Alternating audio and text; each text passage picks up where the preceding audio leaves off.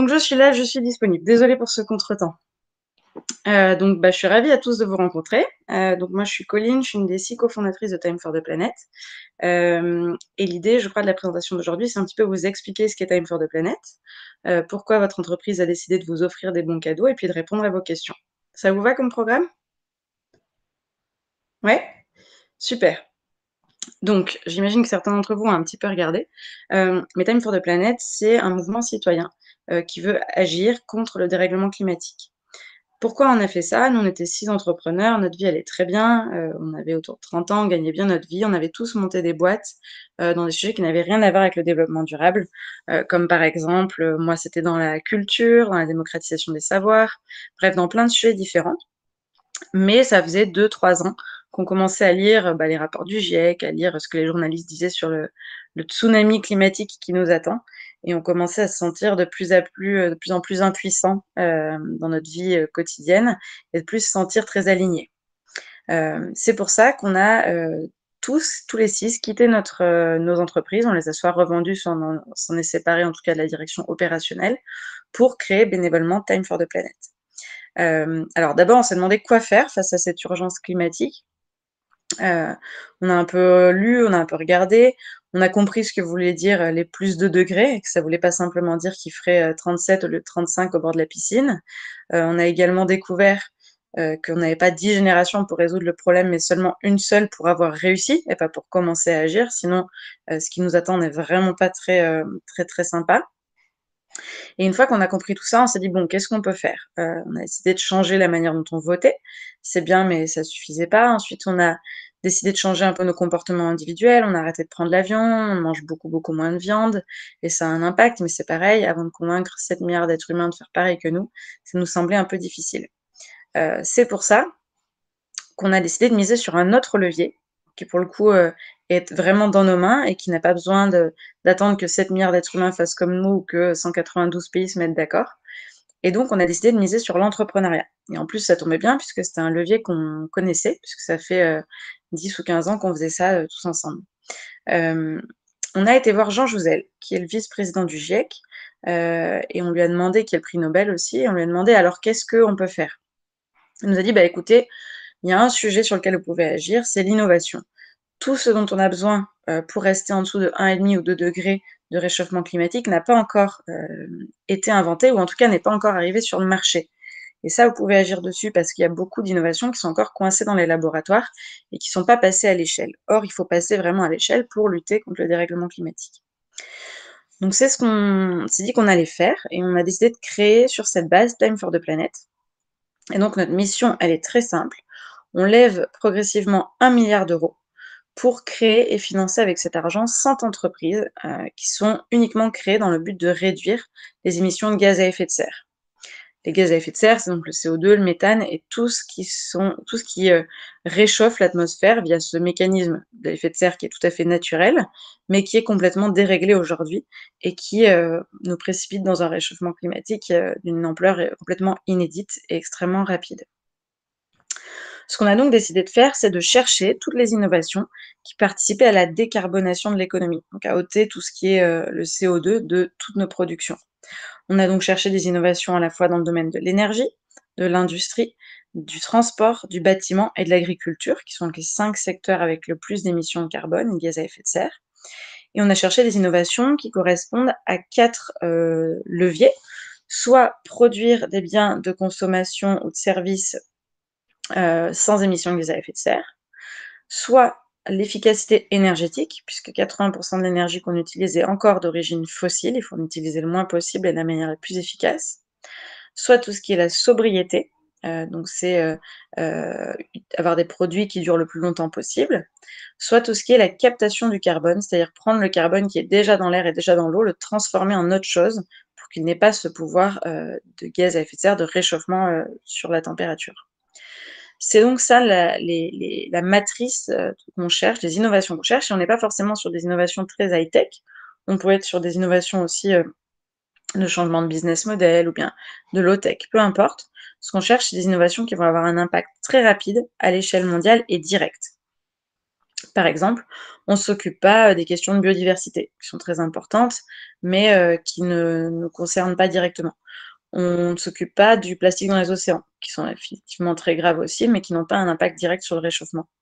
Et donc on va vraiment chercher des choses qui ont un impact complètement direct. Hem, la manière dont on a décidé d'avancer, c'est de jouer sur le terrain de jeu économique tel qu'il est aujourd'hui. On n'attend pas qu'il y ait une révolution ou un nouveau modèle économique, on se rend compte qu'il advient pas tellement, ce fameux monde d'après, et donc on a juste changé les règles pour aller beaucoup plus vite. La première règle qu'on a changée, c'est que c'est un fonds d'investissement citoyen. C'est-à-dire que n'importe qui, et vous les premiers, puisque vous avez reçu des bons cadeaux de la part de votre entreprise, vous pouvez devenir associé de cette entreprise. Donc c'est pas du tout comme quand on fait un don à une association. Là, l'idée, c'est que vous signez un bulletin de souscription et vous devenez propriétaire du projet à nos côtés. Propriétaire, ça veut dire quoi? Ça veut dire que vous allez voter aux assemblées générales, si vous le souhaitez, pour choisir avec nous les innovations de demain. Ça veut aussi dire que vous allez, pouvoir récupérer l'argent que vous avez mis, 1 € pour 1 € maximum à partir de 2030. Donc c'est pas un don, c'est de l'argent que vous allez revoir. L'idée, nous, derrière ça, c'est de fédérer à la fois des citoyens, aujourd'hui on en a plus de 16 000, mais aussi des entreprises, aujourd'hui on en a plus de 800, des ONG, des associations, pour dire que c'est tous ensemble qu'on va réussir ce grand challenge de la décarbonation, qui est ultra nécessaire pour la survie de notre espèce. La deuxième règle, c'est qu'on a un fonds d'investissement, à but non lucratif.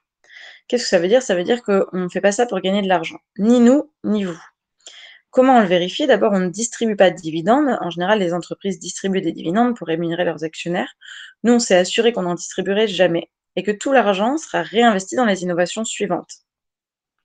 Comment on a fait ça? C'était interdit de le faire dans la loi, donc pour le petit clin d'œil, on a plutôt écrit dans nos statuts, qui définissent donc comment fonctionne Time for the Planet, le fait qu'on ne distribuerait pas de dividendes, sauf si on revenait à plus 0 degré de réchauffement par rapport à l'ère pré-industrielle. C'est-à-dire sauf si on arrivait à annuler tout le réchauffement climatique prévu et tout celui qui a déjà eu lieu. Donc a priori, ça nous garantit un petit peu de temps. Et donc, de cette manière-là, on s'assurait que personne n'allait s'enrichir. La seule bénéficiaire véritable de ça, c'est la planète, puisque c'est elle qui va bénéficier. Et donc, on va mesurer pas une performance financière, puisque vous l'avez compris, c'est un investissement qui n'aura pas de performance financière, mais une performance environnementale. Et comment on va faire ça? Via un autre indicateur, puisque les indicateurs sont essentiels pour mesurer le succès, qui s'appelle le TRP, le taux de retour pour la planète. C'est-à-dire que chaque année, vous, en tant qu'associé, on va vous envoyer un mail en vous disant voilà ce qu'un cabinet indépendant a mesuré. Grâce à toutes les innovations et les entreprises qu'on a créées, voici le nombre de tonnes de CO2 non émis ou captées grâce à votre investissement. Et vous allez comme ça pouvoir connaître votre contribution à la neutralité carbone de la planète grâce à votre euro ou vos euros investis. C'est donc ça qui va vraiment mesurer la performance de ce que fait Time for the Planet. La troisième chose, c'est qu'on part pas du principe que les innovateurs scientifiques sont des super entrepreneurs. En général, c'est plutôt l'inverse. C'est exactement l'état d'esprit opposé. Un scientifique, il va faire le truc ultra carré, etc. Un entrepreneur, il va essayer, se prendre des murs, se casser la gueule, recommencer, se prendre des baffes et recommencer encore. Et c'est uniquement en associant ces deux types de profils qu'on va pouvoir aller très vite dans le déploiement de nos innovations. Et donc, pour chaque innovateur qu'on va détecter, on va d'abord le sélectionner via un comité scientifique où il y a les meilleurs laboratoires, le CNRS, le CEA, l'INRAE, etc. Puis, on va lui associer, s'il le souhaite, un profil d'entrepreneur aguerri qui a au moins 10 ans d'expérience dans le sujet et qui va pouvoir vraiment l'aider à passer la solution à l'échelle, à faire une équipe marketing, à faire une équipe de vente, à internationaliser, etc. pour que le scientifique, lui, puisse se concentrer sur son innovation.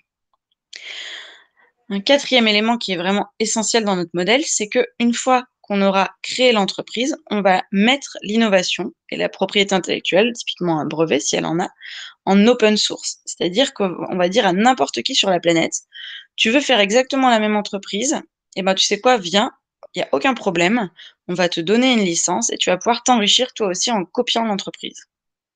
Pourquoi on fait ça? On fait ça parce qu'on veut pas créer seulement 100 entreprises, mais 100 marchés mondiaux pour avoir un impact le plus grand possible à l'échelle de la planète. Et donc, on va vraiment encourager les gens à faire ça. Et en plus, toutes ces entreprises-là qui vont se créer sur la même innovation vont pouvoir améliorer l'innovation. Et ce qui est génial, c'est qu'à chaque fois qu'elles vont l'améliorer, elles vont devoir remettre au pot commun cette innovation afin que tout le monde puisse en bénéficier. Et c'est comme ça que la R&D va progresser le plus vite possible. Nous, avec ce système, on veut gagner à tous les coups.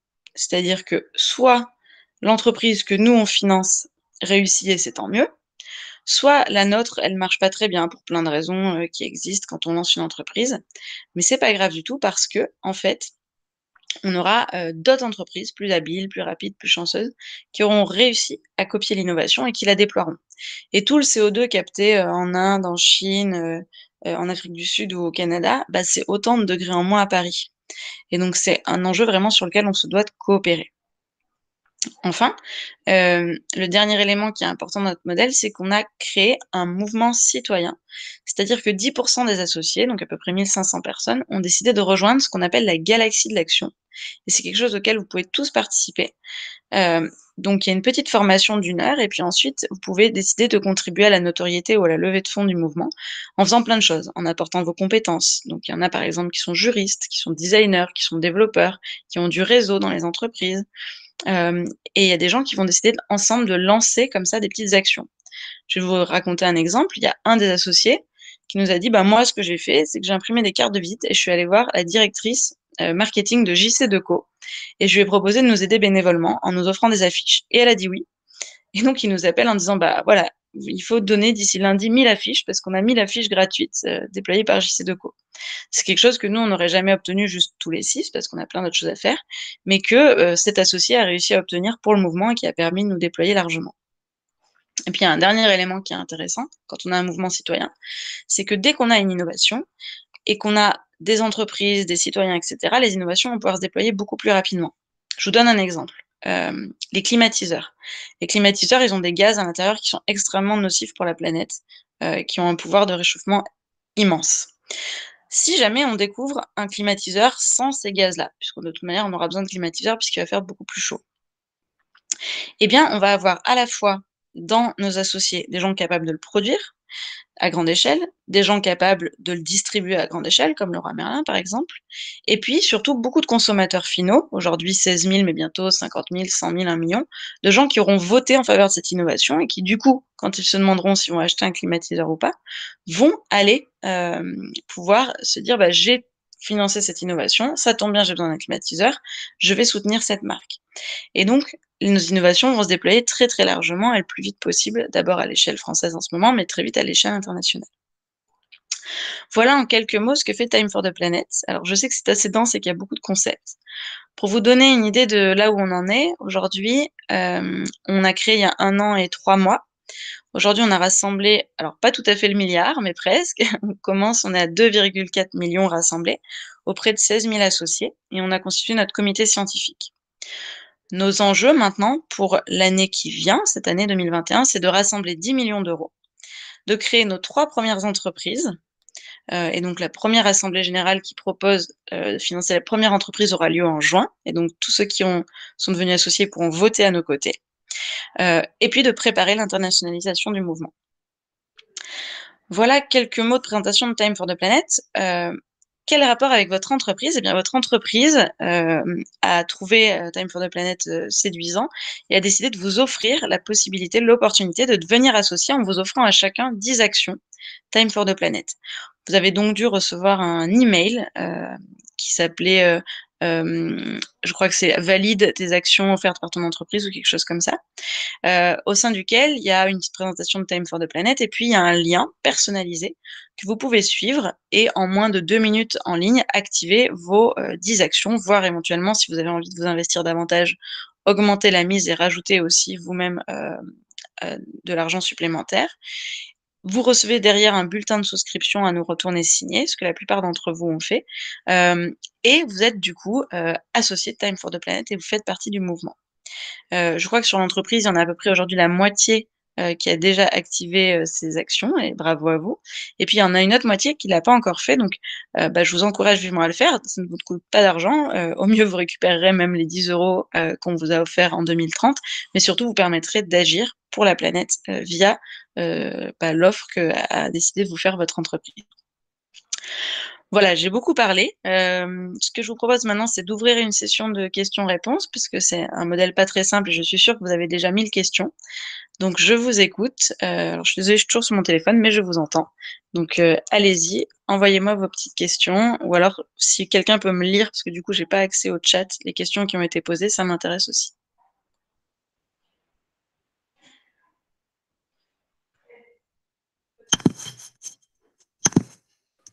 Merci Colline. Alors pour le moment, pas de questions. Bah, n'hésitez pas, allez-y. Soit vous les écrivez dans le chat, soit vous prenez la parole, hein. Bonjour. Donc je suis Bruno Boutet, donc effectivement actionnaire maintenant par le biais de CAFI. Donc je suis un des managers de la société, hein. Et en fait, lorsque j'ai reçu, lorsque je me suis connecté sur le lien, effectivement, j'ai même rajouté plus. Puisqu'on proposait effectivement de pouvoir, si on le souhaitait, rajouter un complément. Et ensuite, j'ai reçu, du coup, en fait, je suis actionnaire au nom de Capfi, si j'ai bien compris, mais je ne le suis pas à titre personnel. Vous confirmez? Parce que je crois que j'ai Alors, reçu également un mail en m'invitant en plus à me rendre actionnaire à titre personnel. alors normalement, non, vous êtes actionnaire à titre personnel. C'est D'accord, ok. vous, Capfi, qui finance le fait que vous soyez actionnaire à titre individuel. Mais normalement, c'est vous à titre personnel qui êtes actionnaire. D'accord, ok. Très bien. Plein de Bon, bah, souscriptions que vous avez pu voir, il est à votre nom. Ouais, mais j'avais pas dû comprendre en fait. Je me suis dit que c'était sur mon email Capfi et donc c'était pas sur mon email Alors, perso effectivement, c'est et email Capfi parce que c'est comme ça qu'on a communiqué avec vous, parce que nous, on ne connaissait pas vos coordonnées.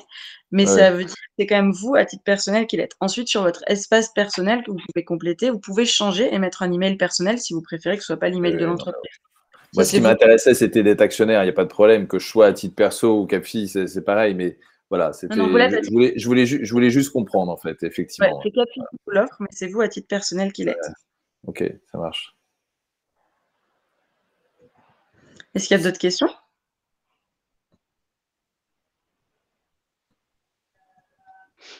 Ne soyez pas timide, allez-y. Moi, j'ai une question, Laure David. Bonjour Laure.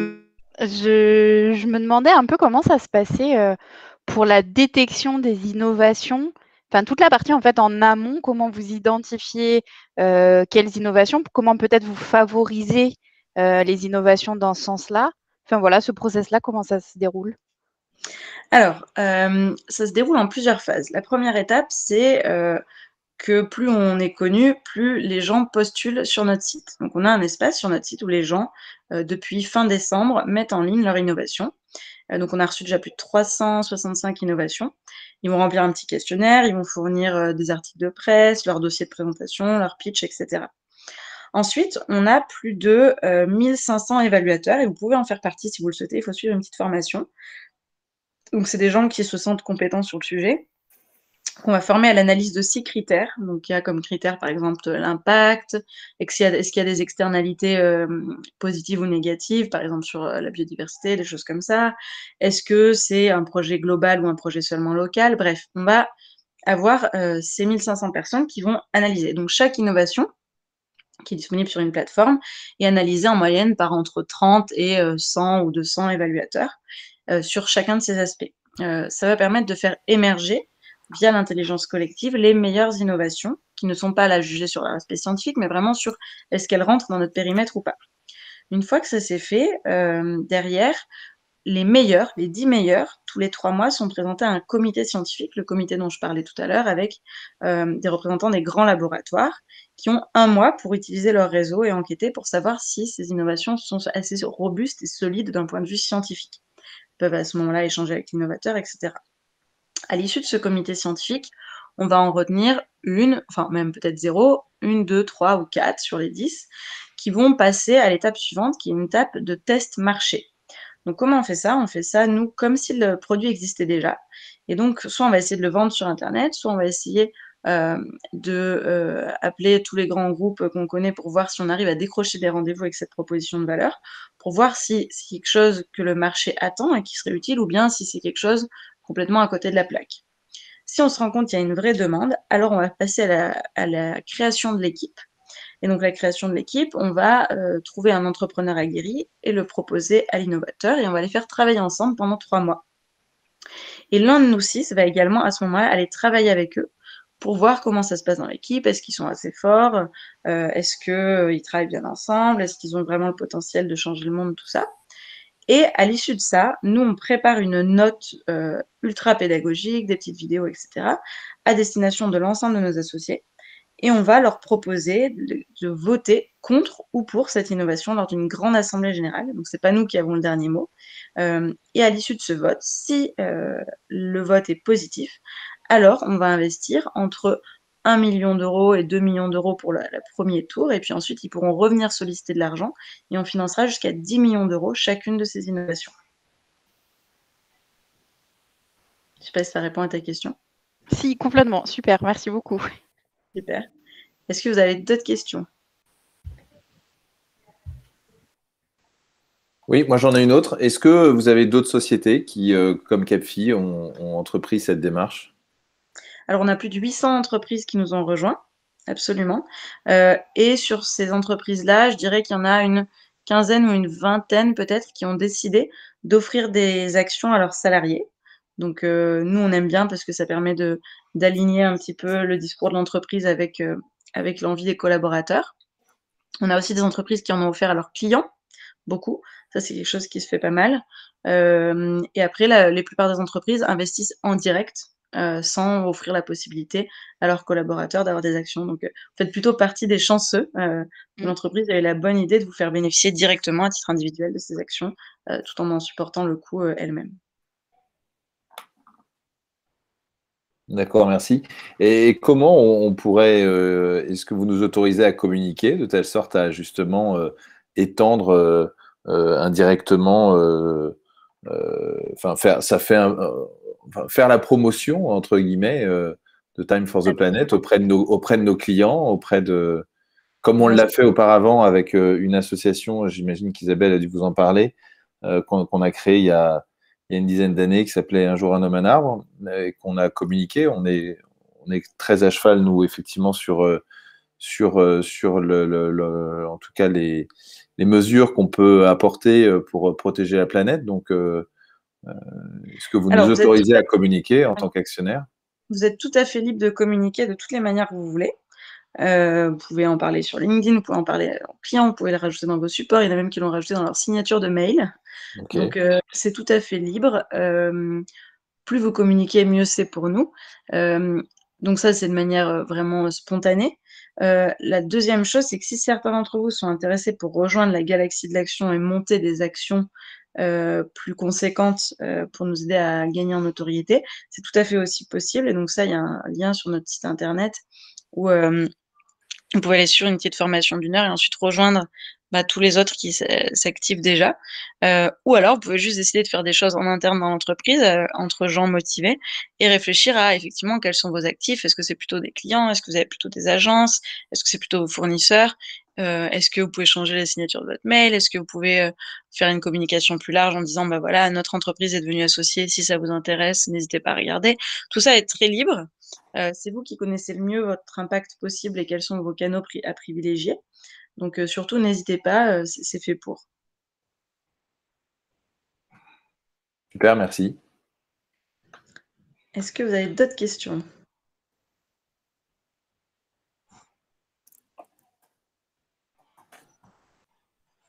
Non? Plus de questions? Vous savez tout ce que vous vouliez savoir? Colline, c'est fin mars qu'il y a une première tournée pour détecter, enfin parler des innovations, c'est ça? Alors, effectivement, le 25 mars, on a notre premier comité scientifique. Donc là, on a 10 innovations qui ont été présélectionnées, qui vont être dévoilées, je crois, cette semaine ou la semaine prochaine sur LinkedIn, une par jour. Le 25 mars, il y a ce comité scientifique qui va décider s'il y en a parmi ces 10, 1, 2, 3, 4 intéressantes. Et une fois que ça s'est fait, nous, on va se lancer dans cette partie de test marché et de recrutement aussi d'un super entrepreneur pour arriver idéalement début juin, mi-juin, à une première grande assemblée générale. On va proposer de voter en faveur de l'investissement dans 1 ou 2 ou 3 innovations. Notre objectif étant d'en financer 3 sur l'année, et la première sera en juin. Donc vous recevrez tous ceux qui ont souscrit et qui sont devenus associés recevront bien sûr une convocation à l'assemblée générale. Ils pourront voter soit en amont, soit assister à l'événement. Ça va être un gros événement avec pas mal de choses chouettes. Et donc vous pourrez effectivement soit y participer, soit voter en amont pour dire ce que vous en pensez. Et vous recevrez bien sûr la note d'investissement qui vous expliquera de manière très ludique et pédagogique pourquoi on pense que c'est une bonne innovation à financer, le potentiel, et après vous n'aurez plus qu'à vous prononcer. Ok, et tu peux nous rappeler les objectifs que vous êtes fixés du coup pour l'année 2021? Oui, donc c'est financer 3 premières entreprises. Vous m'entendez? Oui. C'est financer 3 premières entreprises, préparer l'internationalisation du mouvement et atteindre 10 millions d'euros en montant levé. Ok, et là, vous en êtes à 2,4. 2,4. Et c'est notamment en discutant avec les entreprises et les fonds d'investissement qu'on va arriver à atteindre ce montant-là. Mais le nombre de citoyens est extrêmement important, puisque c'est ça qui arrive à convaincre aussi les grands groupes de nous rejoindre, et c'est aussi eux qui vont pouvoir vraiment voter, puisque le système de vote ne prend pas forcément en compte l'argent mis les uns par les autres, mais prend en compte le fait que vous soyez une entité. Je m'explique. À chaque vote, il y a une double majorité. Évidemment, quand vous avez mis 100 millions d'euros, c'est mieux que si vous avez mis 10 euros parce que ça vous fait 100 millions de voix versus 10 voix. Mais il y a un deuxième vote qui, là, va prendre en compte juste le nombre d'entités. Et donc, celui qui a mis 100 millions d'euros, il a une voix, et celui qui a mis 10 euros, il a une voix aussi.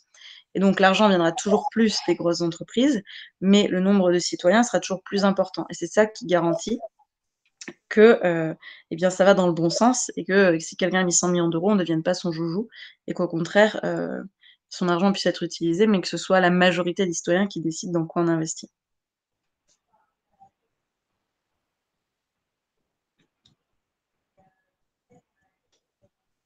Et du coup, j'ai de nouveau une question. Oui. Du coup, en fait, sur ce double vote, ça veut dire que, en fait, ces 2 votes auront le même poids, c'est ça? Donc on va avoir un calcul qui va se faire en fonction du montant investi et un calcul qui va se faire en fonction du nombre de personnes à voter, quoi, à peu près. Exactement, et à la fin, pour qu'on finance une innovation, il faut que les 2 majorités soient respectées. C'est-à-dire OK. qu'il faut un oui du côté argent et un oui du côté nombre de personnes. Top. Merci. Est-ce que vous avez d'autres questions les uns les autres?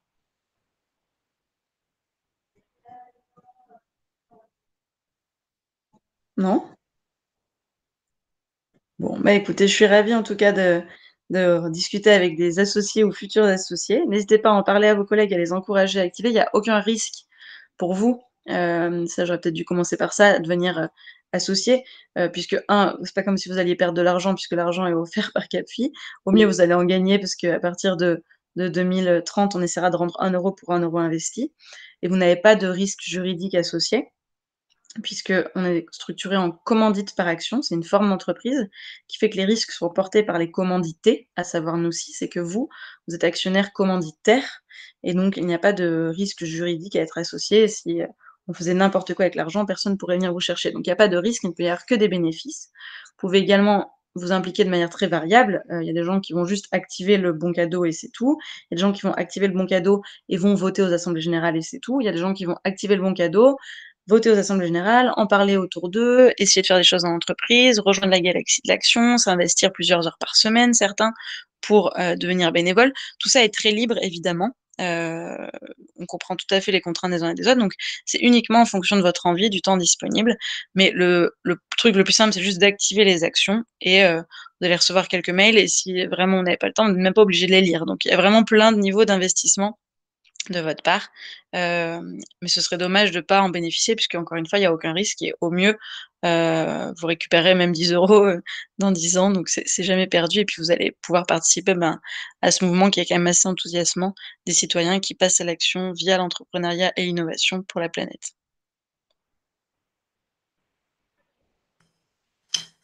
Merci beaucoup, Colline.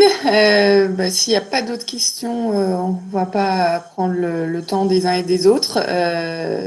voilà, n'hésitez pas, en tout cas, de parler de Time for the Planet pour au moins valider les bons cadeaux, puisque, comme le disait Colline au démarrage, je crois qu'il y a 115 bons cadeaux validés, donc il en reste encore pas mal à valider. Et puis après, chacune est libre de faire ce qu'il a envie, et puis le temps dont il dispose aussi. Voilà. Merci à tous, bon appétit et à très bientôt. Merci à tous. Au revoir. Merci. Au revoir, Fabienne. Merci. Merci. Merci. Merci, bonne journée. Bonne journée. Merci, au revoir. Au revoir. Au revoir.